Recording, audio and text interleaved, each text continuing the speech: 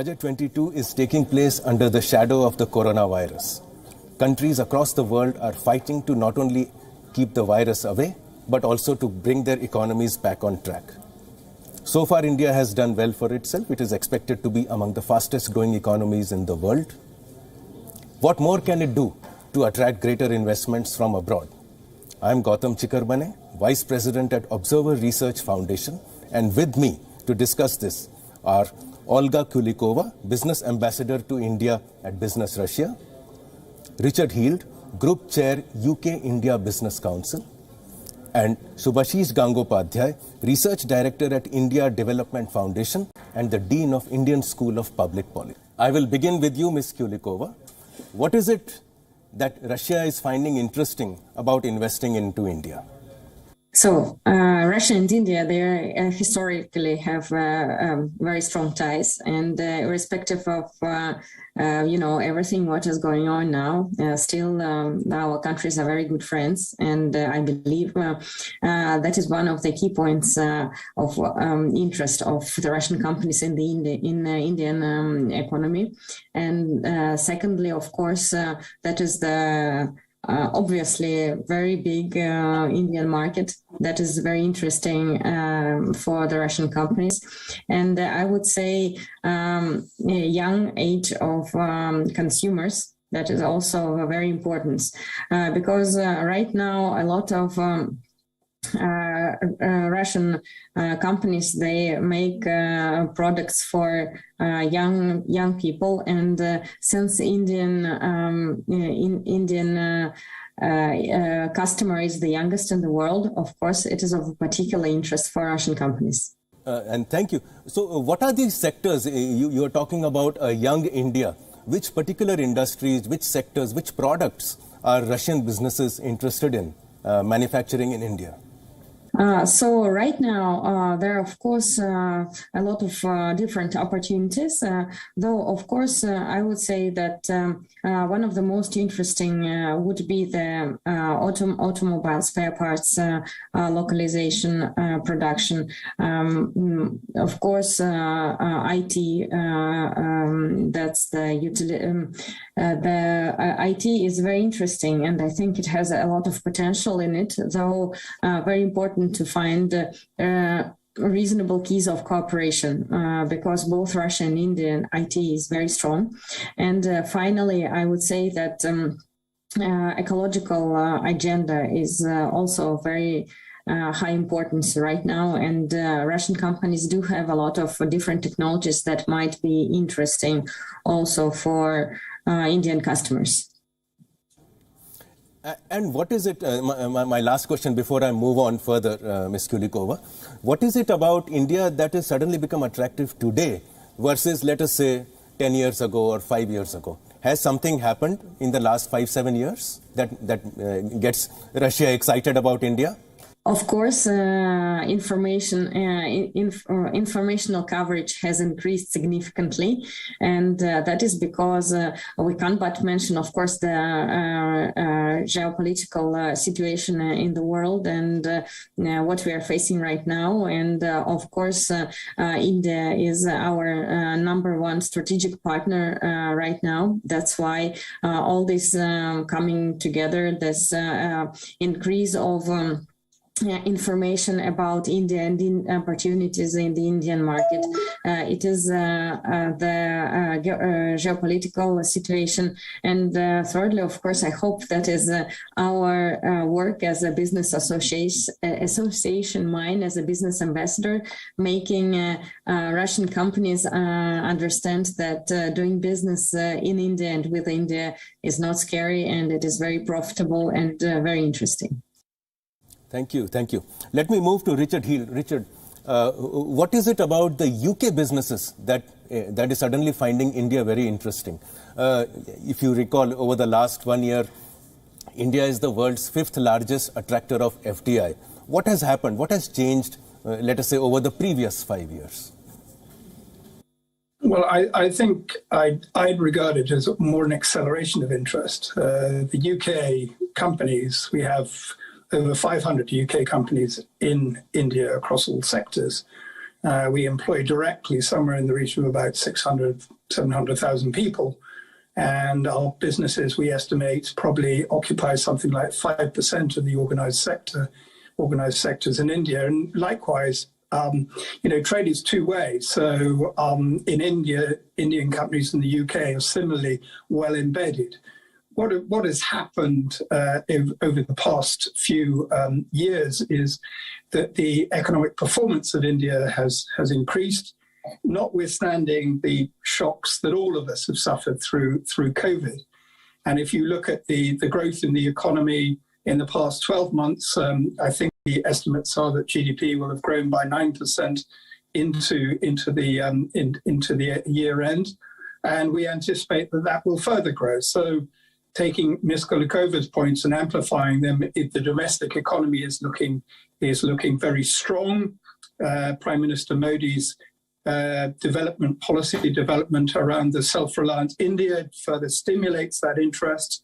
So I think it really is quite an attractive economy for investments and to increase investments for UK businesses. You mentioned self-reliance. So don't you think there is a conflict between India becoming self-reliant and the attraction of foreign investment into India?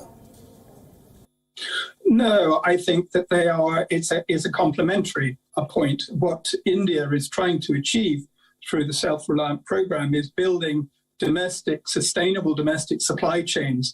And the supply chains can be made up of foreign companies making things and providing components, etc., in India, as well as Indian companies. So it isn't, I don't perceive it as being isolationist. Indeed, the surveys that we take of UK companies operating in India and who are looking to operate and relocate to India are very positive about the policy. Thank you, Mr. Heel.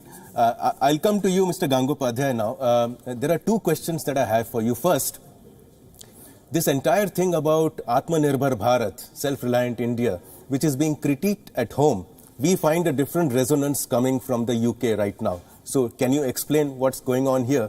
And the second question is, what are the policy changes that you have tracked over the past 5-7 years that have suddenly made India a more attractive destination than it was? Yes, it was attractive earlier, but suddenly the interest in India has increased. Do you see any major policy changes that have made this happen? I'll take your questions one by one, and if I forget the second one, remind me. Then the first thing about self-reliance and the criticism at home is a bit misplaced in the sense that I think the criticism that you're referring to is more about the strategies that are being followed to become self-reliant. But there is nothing against a self-reliant strategy, because that only says that as far as India's economy is concerned, the country should be in control of it as much as possible. Not by becoming self-sufficient, right? But by making sure, as Richard just said, that if companies are here and part of our supply chain, and it is in their interest to maintain that, then we are in control of our destiny, if one puts it that way. So this is really the type of partnership that you would want with foreign investors. And that is an important point, that if we are going to be self-reliant, for example, since Richard is from the UK, so I can make that example, or take that example. The UK depends a lot on food imports. Now, can India depend on that? India's history on depending on food import has been pretty bad, right? So India obviously wants to be self-reliant in food rather than depend on imports, because imports can be turned off anytime. The foreign direct investment is here to stay, right? It cannot be turned off. So in that sense, the focus on foreign direct investment for self-reliance is a very, very smart strategy. And the policy changes that you see, do you see an acceleration of trying to go out, step out, bring investment here, create jobs, create enterprises here? Well, you must understand that ultimately the foreign direct investment depends on the state governments, because most of the things that they have to comply with are at the state level. And hence, what has happened over the last few years is that the state governments have started waking up to the idea that it's a good idea to develop through heavy investments, bring in investments, make the laws in such a way that it's possible for investors to invest. Because as Olga said, we do have a large market, a large and hungry market. So it is possible to produce value in the country. The question is that as far as the central government could do a lot, and they had done a lot post-91 over the years, but now it's really the state governments that need to get their act together.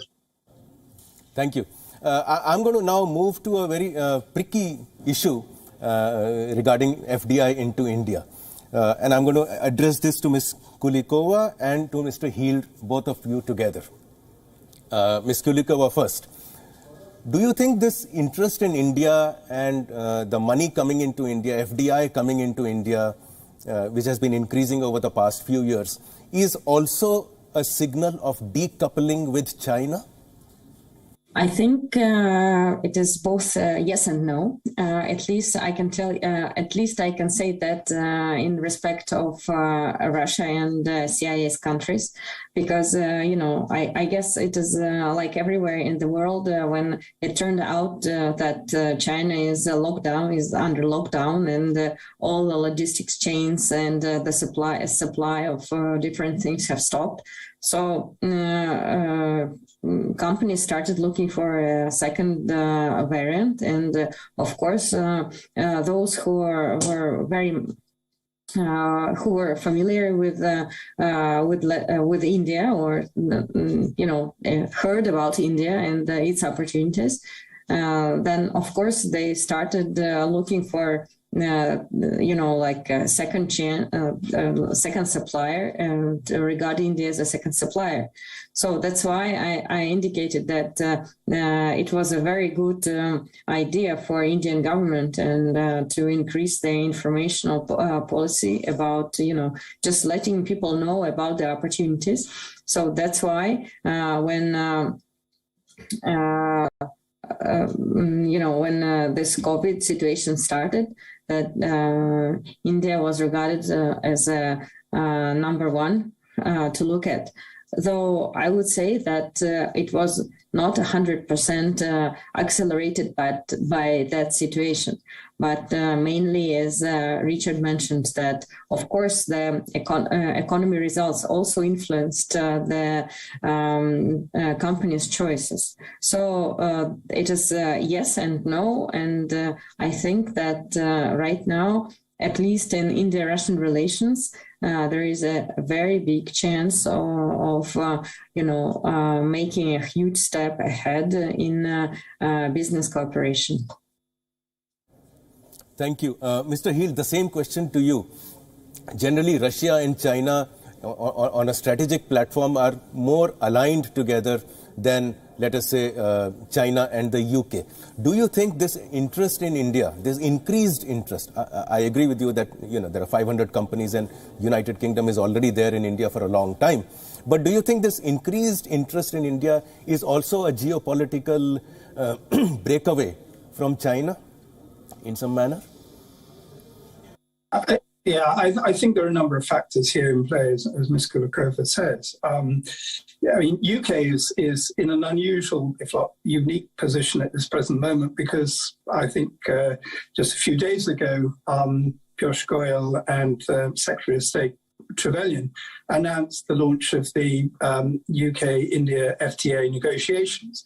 So that is a very specific reason as to why UK business is currently looking very much at India. But in relation to your specific question, what I have found over the years is that UK companies will invest in China for regions specific to China, and that UK companies invest in India for reasons that are specific to India. It isn't a question of necessarily switching between the two, depending on what the domestic circumstances are. Undoubtedly, India has made significant progress in things like ease of doing business. They've made significant recent progress in dealing with the retrospective tax situation, which had cast a shadow not necessarily on companies that were operating in India, but companies that were thinking about operating in India. And so I think there's a whole combination of factors which is causing the dynamic between investing in the UK, in India, or investing in China to play out in the way that we're seeing it. The capability of the domestic economy in India to grow significantly, and I think recent statistics might indicate that the domestic population growth in China is plateauing and perhaps even falling. So the indicators would show that actually, if you were geared towards consumer, if you were looking at infrastructure, if you were looking at sustainable energy, if you were looking at defense, all of these are areas where growth is going to actually be more evident over a longer period of time in India. And hence, you are seeing India as an attractive destination in its own right.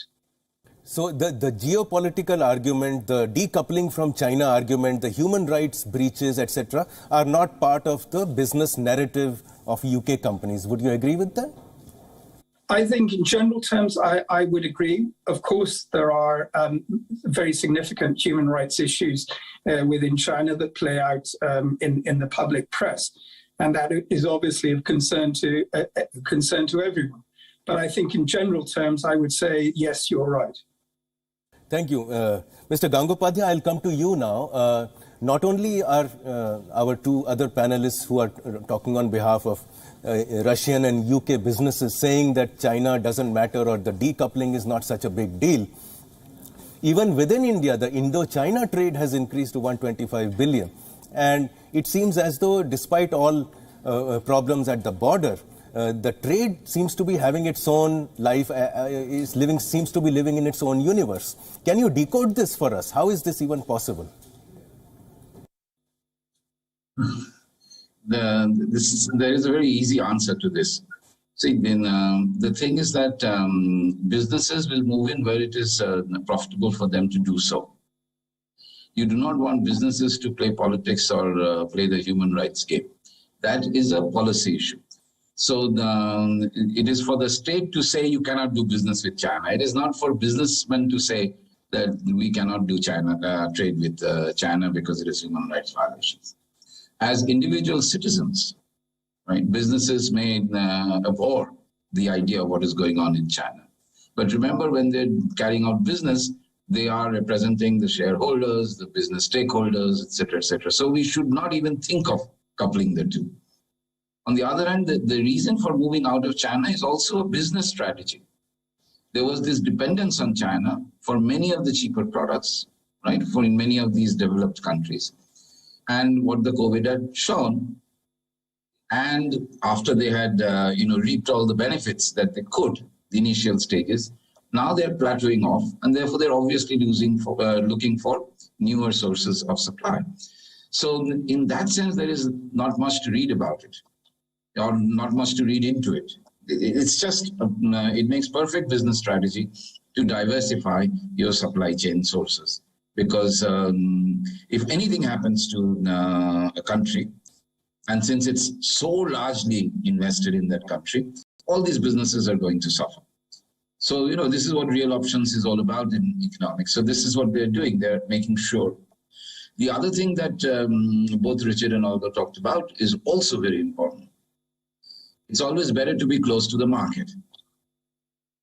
India, over the next few years, if we get things right, is definitely going to grow much faster than before. And it's good to be, where the market is growing. And in this case, it is India over China. Thank you. I'm going to ask for closing remarks. So overall, we see that the panelists are all optimistic and bullish about investments into India. I just want to know one or two things that you would like the Indian government to do in order to make it, to facilitate even faster businesses. So first to you, Ms. Kulikova, what do you think the Indian government can do in order to attract even more investments from Russia? I would say it is go digital, meaning that right now in Russia, a lot of services are already digitalized. We have our tax system, customs clearance, all these things relating to doing business and being transparent, more or less digitalized. And that's why a lot of companies are, let's say, a little bit spoiled about that already. So, in my opinion, I would recommend Indian government to become more digital in that way, so that investors would feel, first of all, the easiness of doing business, and second, of course, having the assurance that the investments, they will get back their investments, and they will have the total protection of their rights.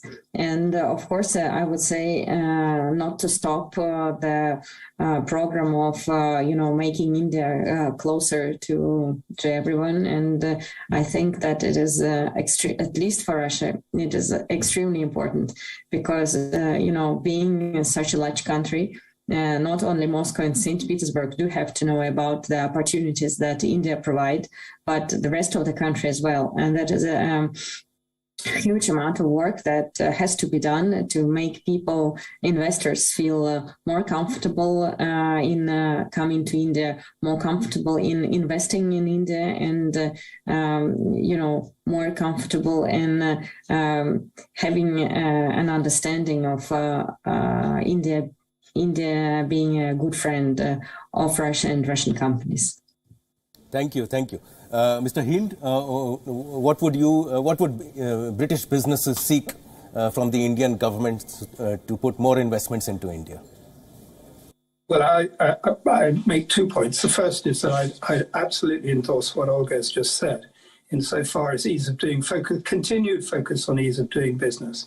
The Indian government has done a very, I think, very important job in terms of introducing the ability to file electronically in a way which actually has greatly facilitated. Now it can do more, and as it aspires to be one of the top 3 economies in the world by the middle of this century, then clearly it has to do even more than it's done already.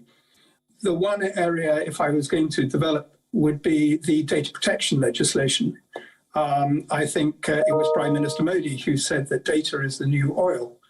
And I think that businesses, in order to function increasingly in the current environment, have to have access not necessarily to personal data, that's not what is being requested, but they are looking at data sets and transmissibility of data sets in order to develop supply chains, in order to make the business sustainable. And that's something absolutely in line with India's ambition to become one of the data centers of the world. But that has to be followed through in legislation which allows international companies to get comfort that the operating environment is supportive to that. Thank you. Last word to you, Mr. Gangopadhyay. What are the 2 policy recommendations that you would give in order to make India an even better destination, particularly in context of what Ms. Kulikova and Mr. Hield have just said? So my first recommendation is exactly what they said, that we need to digitize the process much faster, as well as what Richard said, that there has to be some stability of the legal system that will manage data. So both of these are very, very important. India has started on its digitization drive, but not a lot of new things are happening. And it's now up to the businesses to participate in that and digitalize the economy. The second recommendation that I would want is that one of the best ways to attract foreign investment is to have domestic investment. We are in a peculiar situation where our domestic companies are wary of investing, and we are expecting foreign direct investment. I hope that we don't get too complacent on this, because remember, our foreign direct investment, even with the growth that you mentioned, is chicken feed compared to what China is getting even now. So we have a long ways to go. And the only way we are going to get there is if our own businesses start investing in our economy. That will be the signal that the foreign investors are looking for. Because now the signal is very, very calm. Thank you. Thank you very much. A pleasure to have all of you, Ms. Kulikova, Mr. Heel, and Mr. Gangopadhyay. Thank you very much. Thank you. Thank Thank you. you.